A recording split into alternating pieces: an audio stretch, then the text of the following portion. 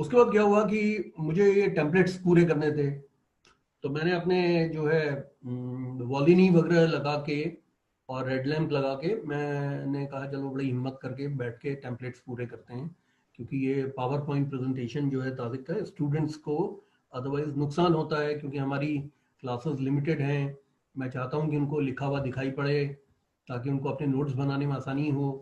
तो इस तरीके से मैं बैठने के लिए हुआ, तो मैं वाइफ से कहने लगा कि अब मेरा पेन काफ़ी कम हो गया। तो वाइफ बोली कि ये वॉली नहीं लगाई है और मैं तुम्हें वो तुमने जो है वो भी रेड लैम्प भी लिया है, तो उसकी वजह से खैर मैं काम करता रहा रात को 1 बजे तक। लेकिन उसके बाद मुझे पेन नहीं हुआ, मैंने पेन किलर नहीं लिया। तो आज सुबह जब मैं उठा तो मैं काफ़ी ठीक फील कर रहा था। तो राजेश साहब, जो आपने जो ब्लैक मैजिक वाली बात बोली है, मैं ब्लैक मैजिक में तो विश्वास नहीं करता, लेकिन हाँ थोड़ा नजर दोष तो लगता है। क्योंकि मैं आपको बताऊं, मैं जब अपनी XUV 500 जो है सेडान पहली बार खरीद के लाया, तो हमारे एक पड़ोसी हैं, वो मेरे बड़े अच्छे मित्र हैं। तो वो एकदम से आए, बोले भंडारी साहब बधाई, आप तो 20 लाख की गाड़ी खरीद के आ गए हैं और एक चक्कर आप हमें लगवाइए, तो चलिए इसमें आप झूठे दीजिए। तो मैंने कहा साहब ये 2017 की बात है, तो मैंने कहा चलिए बैठिए आप पैसेंजर उसमें। तब कोविड वोविड कुछ नहीं था। तो मैं उनको लेके मैंने कॉलोनी के चक्कर का लगाया, फिर बोले चलिए मैं खुद चलाता हूँ, तो उन्होंने भी खुद चला के देखी। उन्होंने कहा ये वाह ऑटोमेटिक गाड़ी तो बहुत अच्छी है। उसके बाद क्या हुआ कि शाम को हमारे घर में करीब करीब 12 फीट का दरवाजा है, 12-13 फीट का, मतलब काफी ब्रॉड दरवाजा माना जाता है पोर्टिको का। तो पोर्टिको के गेट से जब हमारी मैडम साहिबा जो है उसको गाड़ी को अंदर रखने लगी, तो वो एक बल्ली जो है, वो थोड़ा काम वाम ऊपर चल रहा था, तो वो एक बल्ली जो थी वो मजदूरों ने थोड़ी सी अच्छी तरह से अंदर को नहीं की हुई थी, तो उससे स्क्रैच पड़ गया बड़ी तेजी से। तो जो स्क्रैच आ गया उसमें नई गाड़ी में, शोरूम से निकली हुई गाड़ी में, तो मैं बोला ये तो नजर लग गई, ये तो हमारे जो मित्र हैं उनकी नजर लग गई। तो सबसे पहली चीज हमने जो है पूजा करवा लेनी चाहिए। तो नेक्स्ट डे फिर हम सुबह सुबह गए और जाके हमने मंदिर में जाके पूजा वूजा करवाई। और फिर पंडित जी ने जो है वो 4 नींबू उसकी गाड़ी के 4 टायर के नीचे रखे, और उसके बाद उन्होंने कहा आप चलाइए, तब मैंने वो चलाई। उसके बाद से आज तक तो कोई डेंट वेंट पड़ा नहीं है, स्क्रैच पड़ा नहीं है। तो मेरा कहने का मतलब है कि राजेश जी, मैं आपकी बात को ना पूरी तरह से तो बहुत ज्यादा बड़ा नहीं करूंगा, लेकिन कभी कभी मुझे ऐसा लगता है कि नजर लग जाती है। क्योंकि कई बार मैंने देखा बहुत प्यारे प्यारे बेबीज आते हैं हमारे फ्रेंड सर्कल में, लोगों के आते हैं सारे के सारे, जो है पूरा जितना भी वहाँ पे लोग जमा होते हैं फंक्शन में, वो बेबी को जाके पिंच कर रहे होते हैं। बेबी बड़ा कंफ्यूज होता है कि यार उसके ये गाल हैं कि क्या है, कि कान है कि, या उसको प्रैक्टिस दी जा रही है कान खींचने की या गाल खींचने की। तो बेबी भी बेचारा छोटा सा प्यारा सा सुंदर सा और बबली, और इतने जितने लोग आ रहे हैं वो उसके चीक्स को हाथ लगा के, और हो हाउ नाइस हाउ नाइस। तो थोड़ी देर बाद पता चलता है कि वो बेबी जो है वो बड़ी जोर जोर से रोने लगा। तो क्या हुआ कि उसके पेट में दर्द हो रहा है, तो उसकी मॉम जो है फिर जाती है, हींग जो है उसकी नाभि में नेवल में जाके लगा के आती है, तो वो चुप होता है। तो नजर वाली बात को तो मैं मानता हूँ कि नजर थोड़ा सा नजर दोष का होता है। इसीलिए बच्चों को आप देखते हैं कि सुंदर बच्चे या जो भी बच्चे होते हैं उनको जो टीके लगा दिए जाते हैं, जो काजल का टीका उनको उनके फोरहेड पे लगा देते हैं जाके उनको नजर ना लगे। जी।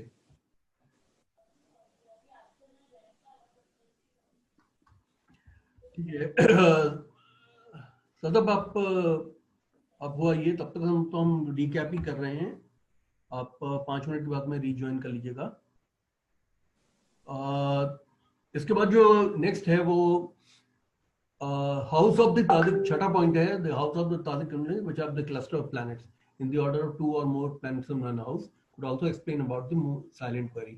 इसका मतलब है कि हमने देखना होता है ताजिक में जो उदित साइन है, जो कुंडली बनी है, उस कुंडली में हमको ये देखना होता है कि उसमें कुंडली के अंदर में कितने किस हाउस में जो क्लस्टर ऑफ प्लैनेट्स हैं।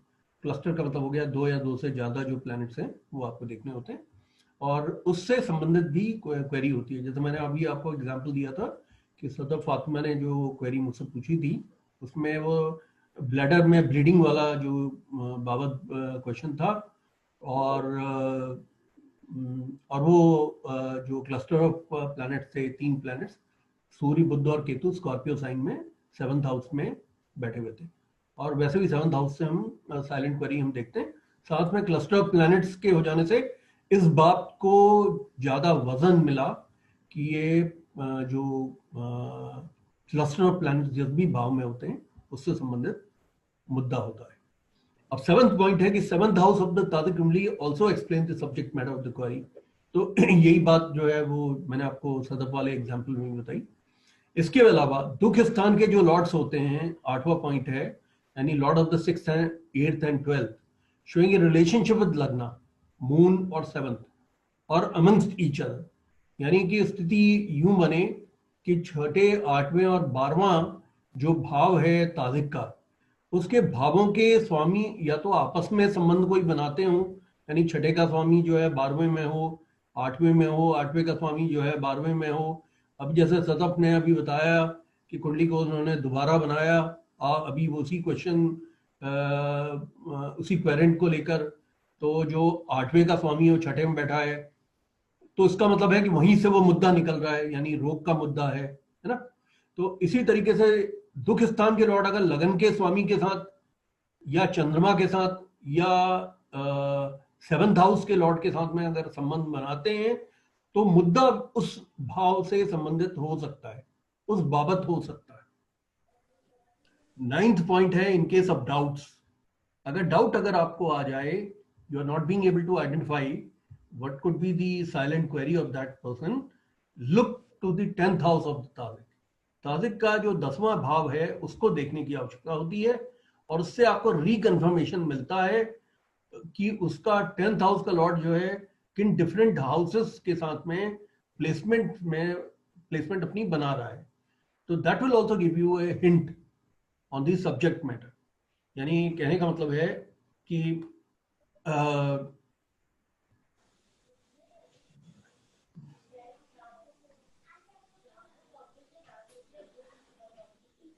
सक्सेस ऑफ क्वेरी भी सर 10th हाउस से देखते हैं ना सर? है सक्सेस ऑफ क्वेरी भी तो 10th हाउस से देखते हैं। वो तो आगे की बात है विश्वनाथ साहब, वो मैं हम ना सिस्टमेटिकली ये चीज़ों पे जाएंगे ताकि हम चीज़ों को ज़्यादा अच्छा पकड़ पाएं।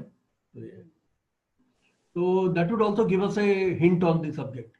इसका मतलब क्या है कि आप देखिए, इवन अभी सदफ ने जो बात बोली थी कि उनका दोबारा क्वेश्चन आया और वो ब्लैक मैजिक के ऊपर आया, तो मैंने उनसे कहा कि अब ये क्वेश्चन जो है एक डिस्प्यूटेबल हो गया कि वो सज्जन जो है एक तरफ से इलाज करा रहे हैं, उनको ब्लैडर में से ब्लीडिंग हो रही है, डायबिटिक भी हैं वो, और इंसुलिन डिपेंडेंट भी हैं, ये सारे मुद्दे उनके साथ में चल रहे हैं उन सज्जन के साथ में। और ये क्या राजेश शब्बर हैं क्या? रेडमी नोट 9 राजेश, अपना नेम कर लीजिएगा इसको राइट में। तो मैं आपसे ये बता रहा हूँ कि अभी जैसे उन्होंने बताया कि अभी जो कुंडली खुली उसमें वो 5 नंबर का लगन था, तो 10th हाउस में कौन सी राशि पड़ी? टॉरस राशि पड़ी।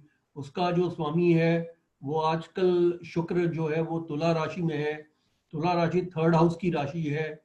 तो फातिमा ने जो आज क्वेश्चन अल नासिर साहब की जो कुंडली बनाई है, अल नासिर साहब नाम था, क्या नाम था अदब? सर जी सर ये मैंने कल दोबारा बनाया था उनका, उन्होंने दोबारा क्वेश्चन किया था। नाम क्या है उनका? नासिर अली नासिर। तो मैं जैसे आपसे कह रहा हूँ ना कि अगर आपको किसी भी तरह का कंफ्यूजन अगर क्रिएट हो जाता है तो आपने क्या करना है, 10th हाउस को देखना है। तो अगर आप 10th हाउस अगर आप देखें, सिंह लगन की कुंडली अगर बन रही है तो 10th हाउस में राशि कौन सी पड़ती है? वृष। वृष राशि का जो स्वामी है वो है शुक्र, और शुक्र इस समय तुला में बैठे हुए हैं। तो तुला राशि जो है वो कौन सी है? 3rd हाउस की है। तो 3rd हाउस की जो राशि होती है, 3rd हाउस से हम बिगनिंग ऑफ ए डिजीज देखते हैं, मतलब एक बीमारी के शुरुआत होने को या स्टार्ट ऑफ ए डिजीज की तरफ को हम देखते हैं। तो ये बात चूंकि 3rd हाउस की है, कालपुरुष में 7 नंबर है, तो 7 नंबर आप जानते हैं ब्लैडर का भाव माना जाता है। वहीं से हम जो है urethra, private parts and bladder हम तीनों देखते हैं, अप टू किडनी हम वहीं से किडनी भी, राइट, सेवन से देखते हैं। तो वो मुद्दा उनका जो है, इससे चूंकि कंफ्यूजन क्रिएट हो गया उनके दिमाग में, कंफ्यूजन, नासिर साहब के दिमाग में ये कंफ्यूजन आ गया कि ये कहीं ऐसा तो नहीं है, रोग नहीं है, क्योंकि इनकी रिपोर्ट्स जो है वो सही आ रही हैं, तो ये ब्लैक मैजिक का मामला तो नहीं है। तो अगर आप देखें तो ये ब्लैक मैजिक का मामला नहीं निकला, क्योंकि ब्लैक मैजिक के क्वेश्चन को हम देखेंगे अष्टम भाव से। मैंने आपको जैसे बताया कि अष्टम का जो मालिक है वो रोग भाव में गया हुआ है। और अभी ये पॉइंट मैंने आपको पढ़ के बताया था, 8वां पॉइंट है कि दुख स्थान के जो स्वामी हैं, जैसे Lord of the 6th 8th and 12th हैं, अगर कोई भी रिलेशनशिप अगर दिखाते हैं आपस में, या किसी और लगन के स्वामी के साथ, चंद्रमा के साथ, या 7th के लॉर्ड के साथ, तो वो भी मुद्दा या साइलेंट क्वेरी के बारे में बताते हैं। तो अगर आप उस चीज को अगर आप देखें तो आप ये कह सकते हैं कि ये रोग पे बैठा हुआ जो प्रश्न है, तो ये रोग से संबंधित बात तो है। और इसमें डिस्प्यूट अगर क्रिएट हो जाए, या आपको कोई आदमी असमंजस में डाल दे, और वो असमंजस में यूं करके डाल दे कि वो आपसे, उन्होंने पूछा कि अब ब्लैक मैजिक की बात तो नहीं है क्योंकि रिपोर्ट सही आ रही है, तो इसका मतलब है कि 10th हाउस से आप देखेंगे, मैंने आपको बताया वो राहु केतु एक्सेस में होने पे भी थोड़ा ब्लैक मैजिक वाली बात तो होती है। लेकिन चूंकि राहु यहाँ उच्च के हैं, इसके जो लॉर्ड से आपको ज्यादा पता चलेगा, 10th हाउस के लॉर्ड से। 10th का जो लॉर्ड है वो 3rd हाउस में है, तुला राशि में है। तुला राशि वैसे भी ब्लैडर की राशि है, या किडनी की राशि है, या इस तरह की प्रॉब्लम्स की राशि है। 3rd house beginning of disease है। इसका ये मतलब हुआ कि थोड़ा और इन्वेस्टिगेशन, एमआरआई वगैरह कराने पे उनको ये पता चलेगा, उनको प्रोस्टेट वगैरह चीजों को इन्वेस्टिगेट कराने के बाद उनको पता चलेगा कि वो डिजीज उनको क्या है। ये रोग का मामला ज्यादा रहता है। तो ये तो आपका ये तो आपकी स्लाइड हो गई 11 नंबर पेज। सर मैंने भी उनको यही बताया था। मैंने सर जो आपने एस्पेक्ट बताए थे, मैंने उनको भी थोड़ा स्टडी करने के बाद, जैसे कि सर आपने बताया था 4 और 10 एस्पेक्ट किसी भी प्लेनेट का जो होता है वो सीक्रेट मैलिफिक समझा जाता है। तो सर मैंने राहु का जो एस्पेक्ट था वो लगन के ऊपर पढ़ रहा था, उनका केतु का भी पढ़ रहा था। तो सर जब इसको मैंने 8th हाउस को कालेश बनाया, जिससे आपने बताया कि उन्होंने उनका सवाल ब्लैक मैजिक का था, तो 8th हाउस को बना के तो सर ये बनती थी पाइसिस असेंडेंट की कुंडली बनती थी, और इसमें मार्स असेंडेंट में बैठ जाता है, और वीनस जो है वो 8th हाउस में चला जाता है अपनी ही राशि में, यानी 7th साइन में चला जाता है। और सर मून 4th हाउस में आ जाता है मरकरी के साइन में। तो सर अब ये जुपिटर जो है वो in the sign of the debilitation है, लेकिन ये है 11th हाउस में जुपिटर के साथ। तो सर ये राशि एक इनका एक चार्ट बनता है, एक इसमें भी राहु एग्जॉल्टेड साइन में है, सेकंड में है, और सन मरकरी और केतु 9th हाउस में 8th में मौजूद है।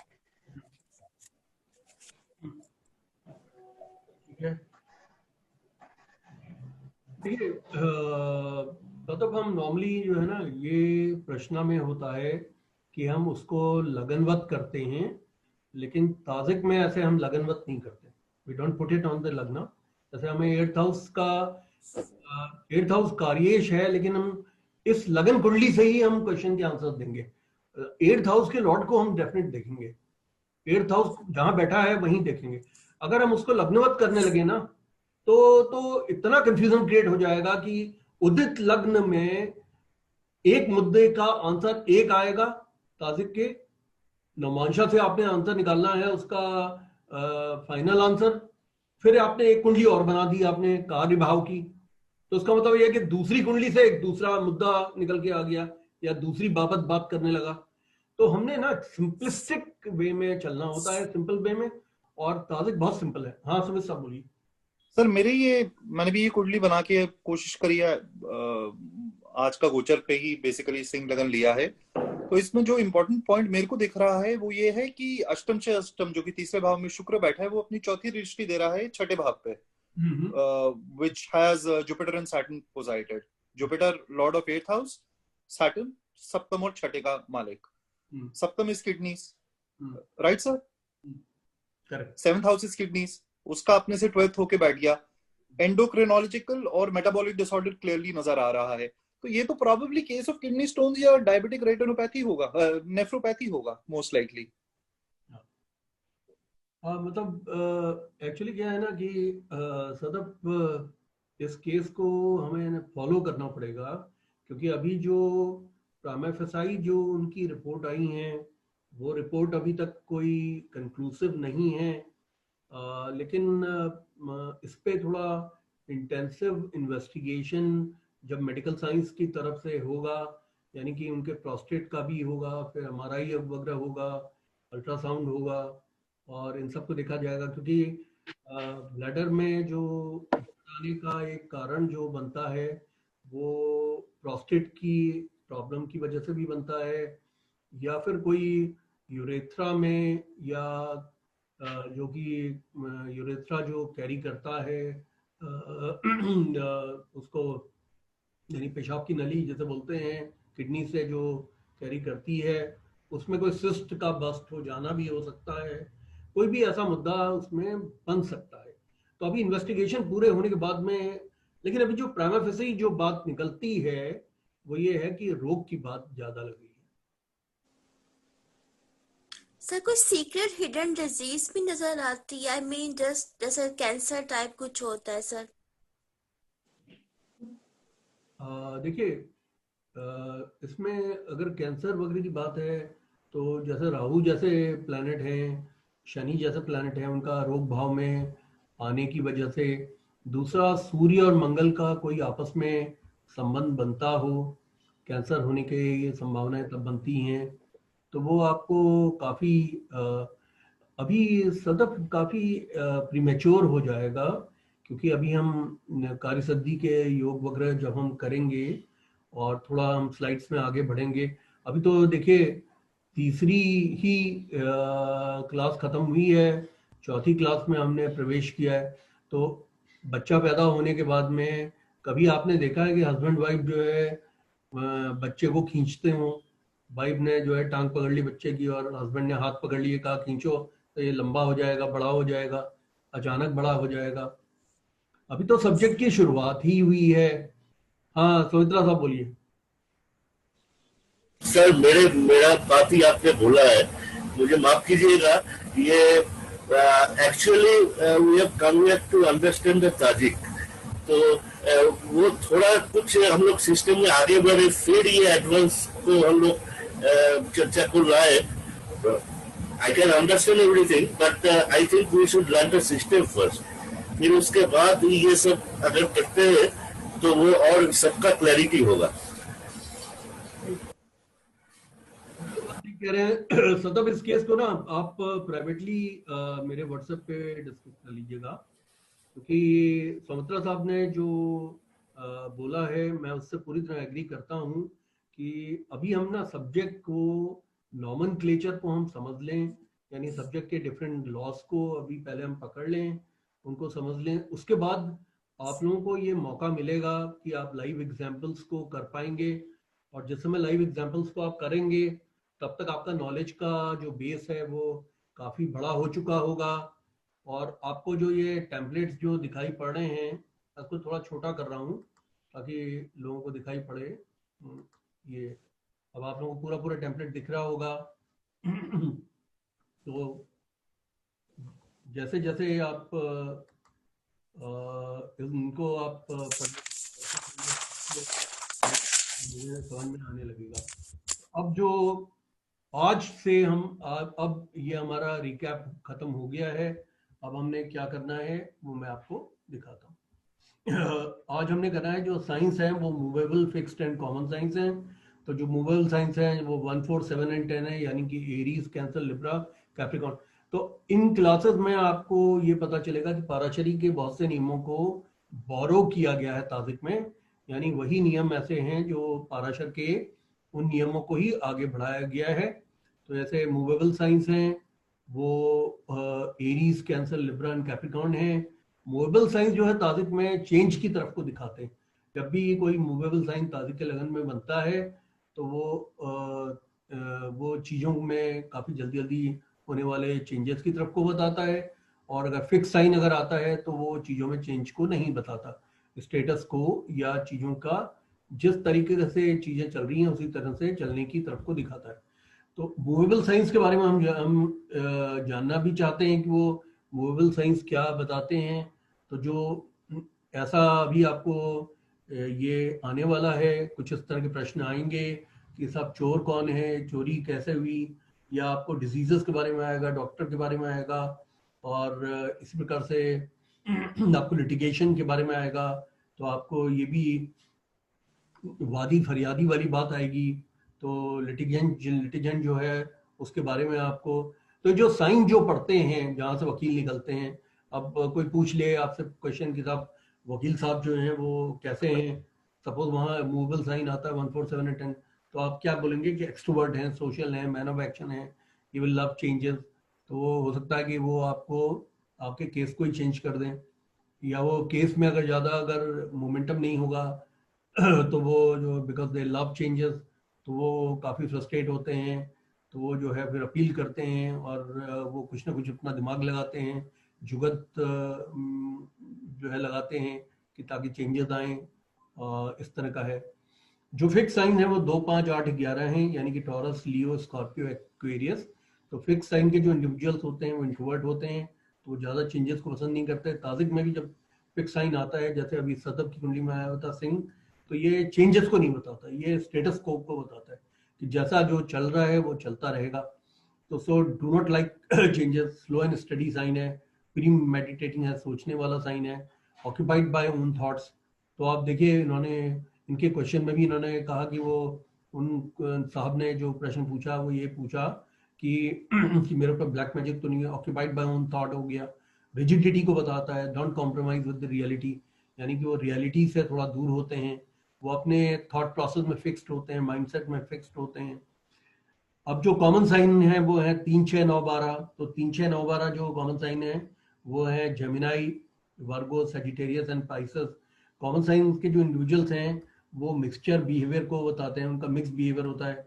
कभी तो वो फिक्स्ड होते हैं, कभी वो मूवेबल साइन की तरह बिहेव करते हैं। तो इसीलिए जो इस तरह के जो लग्नाज वाले होते हैं वो चेंजेबल होते हैं।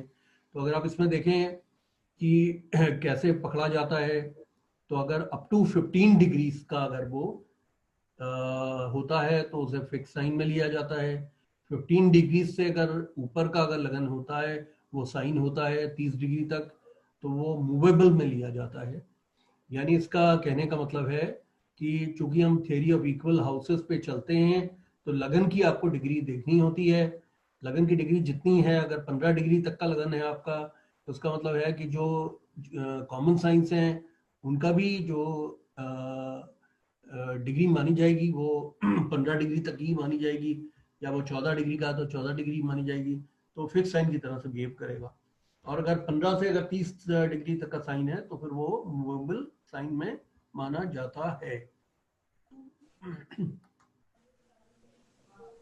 ये टेम्पलेट ये हमारा है 13 पेज, तो 13वें पे चलते हैं। इंपॉर्टेंट कंपोनेंट्स ऑफ ताज़िक कुंडली नंबर 2। तो signs categorise as fiery, earthy, airy and watery. तो साइंस क्या है, उनकी जो अपनी कैटेगरी है, ये आपके पाराशर के ही नियम है जो कि ताज़िक में लगने वाले हैं। जैसे मैंने बताया कि इन सब चीज़ों को देखकर आपको एक व्यक्ति के बारे में आपको पता चलता है। सपोज कोई आपके पास में ताज़िक लगवाने आ गया कि साहब हमने अपनी बेटी के लिए हमने दामाद देखा है, या हमने ग्रूम को देखा है, सॉर्ट आउट किया है। और जब हम इस तरह के मैरिज वाले प्रश्न पे जब हम ताज़िक पे जाएंगे उस समय नियमों को आप समझेंगे कि कहाँ से आपको पता चलता है कि जो ब्राइड ग्रूम है, ब्राइड ग्रूम का बिहेवियर कैसा होगा। अब सपोज वो फायरी साइन अगर आता है 1, 5 और 9, तो ये इंडिविजुअल असर्टिव होते हैं। असर्टिव का मतलब अपनी बात को रखने में उनके अंदर इंटरनल उनको हिम्मत होती है, करेजियस होते हैं वो। इसका मतलब है, इसका करेजियस का मतलब होता है बहादुर होते हैं, और एंथुजियास्टिक होते हैं यानी कि उनके अंदर जोश होता है, एक्टिव होते हैं यानी वो ऐसे कोई लिथार्जिक नहीं होते, एंटरप्राइजिंग होते हैं, नए नए काम करने में वो शौकीन होते हैं, एम्बिशियस होते हैं यानी उनके अंदर एक जज्बा होता है कुछ कर गुजरने का, कुछ करने का, इंडिपेंडेंट होते हैं थॉट और एक्शन में।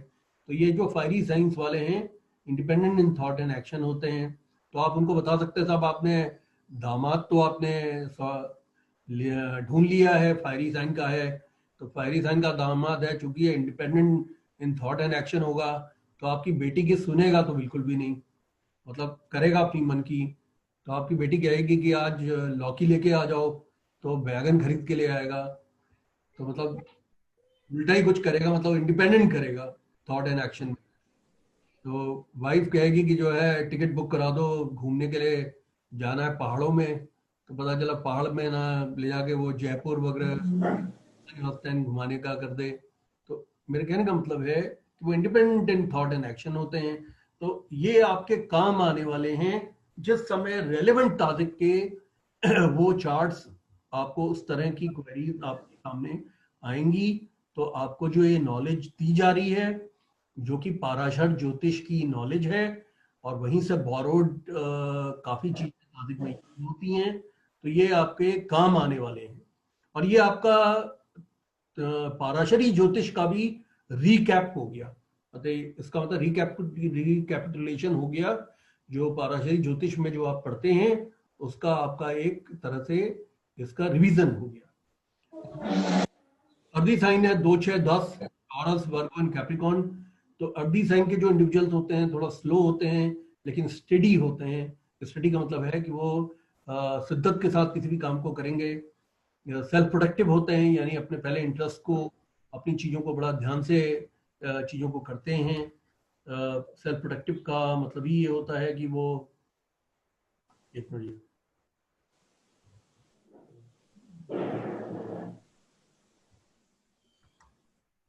हाँ जी, चैट बॉक्स ताजिक से फार्मर स्ट्राइक का आ रहा है।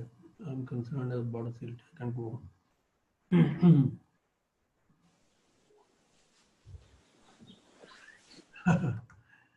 शिब्बर साहब, वो ऐसा है, मैं आपको ये बताता हूँ कि अभी असल में किसी भी हम क्वेश्चंस को अभी नहीं लेंगे।